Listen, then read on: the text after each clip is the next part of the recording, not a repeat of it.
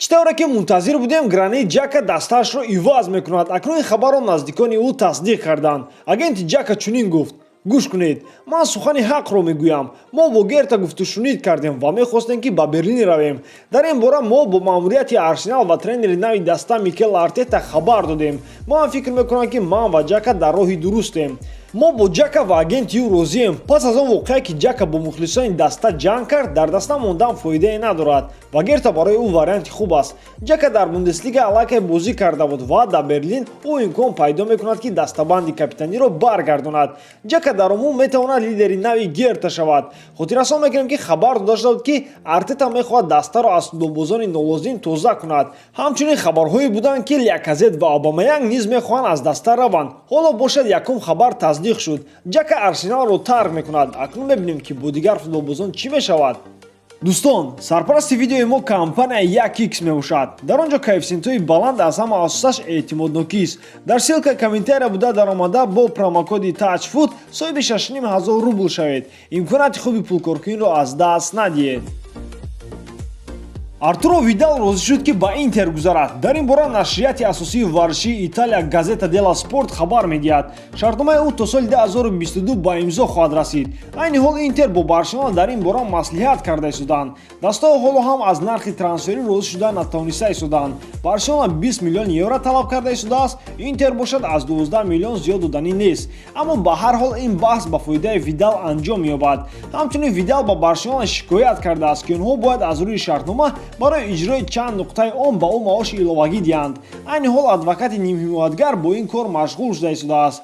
Бояд иқрор шавем ки Артуро барои Барселона он қадар бозингари муҳим нест. Дар Интер бошад ин ҳолат зуд тағйир меёбад. Барса бошад бояд ба ҷои ӯ зуд футболбози дигар кобад, зеро аз даст додани чунин бозингар метавонад ба зарари Барселона бошад, зеро дар пеш даври плейоффи Лигаи Чемпионҳо аст. Реал Мадрид мехоҳад Белро бо Пол Погба иваз кунад. Дар ин бора Спортсмол хабар медиҳад. Дастаи англисӣ бошад ин пешниҳодро ҳоло фикр карда истодааст ва чунин ивазро ба ҳар ҳол қабул надорад. Хотиррасон мекунем ки қаблан маъмурияти Реал хабар дод ки зимистон футболбози нав намехарад. Ин аз пушти қоидаҳои ферплеи молиявӣ мебошад. Дар Реал бошад хостанд доногӣ кунанд ва танҳо футболбозонро бо дигар дастаҳо иваз кунанд. Қаблан нашриҳо оиди ивази Иско бо Эриксонро хабар дода буданд. Хабарҳо дар бораи Бел ва Погба бисёр шуда истоданд. Бинобар ин беҳтараш хабарҳои расмиро интизор шавем. Барселона мехоҳад аллакай зимистон ҳаяташро пурқувват кунад. Тибқи маълумоти маҷаллаи Sport.us даста барои трансфери зимистона 75 миллион евро ҷудо хоҳад кард. Маъмурияти каталониҳо маҷлис мегузаронанд ки дар он харидории футболбозонро маслиҳат хоҳанд кард. Ҳамчунин дар он маҷлис ояндаи Филиппи Каутиньо ҳал мекунанд. Айни ҳол ӯ ба нақшаи Валверде дохил намешавад. Ростӣ Бавария ҳамон қадар ба харидории Каутиньо ҳавасманд нест. Бинобар ин ба Барселона лозим аст ки нархи ӯро камтар кунанд ва ё барои ӯ дастаи нав ёбанд. Барса мехоҳад ки аз фурӯхтани Филиппи зиёда аз 100 миллион евро ба даст оранд, аммо дастаҳои дигар барои ӯ ин қадар зиёд маблағ сарф карданӣ нестанд. Ҳамчунин қаблан хабар дода шуда буд ки Барселона мехоҳад ин зимистон якчанд футболбозони худро фурӯшад. Инҳо Карлос Аления, Артуро Видал ва Жан-Клер Тодибо мебошад. Тибқи хабарҳои охирин маъмурияти Реал мехоҳад ҳамлагари Ювентус Криштиану Роналдоро ба даста баргардонад. Пеш аз ҳама тренери асосии даста Зиндин Зидан мехоҳад ки Роналдо ба даста баргардад.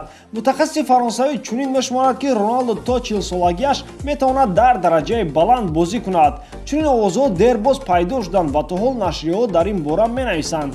Фикр намекунам ки Роналдо дубора ба Реал бармегардад. Шумо дар ин бора чӣ фикр доред дӯстон? Ҳатман фикри худро дар комментария нависед. ба ҳамин видеои имрӯза тамом. Бо шумо буд Муҳаммад Гаиров. Хайр дар паноҳи Аллоҳ.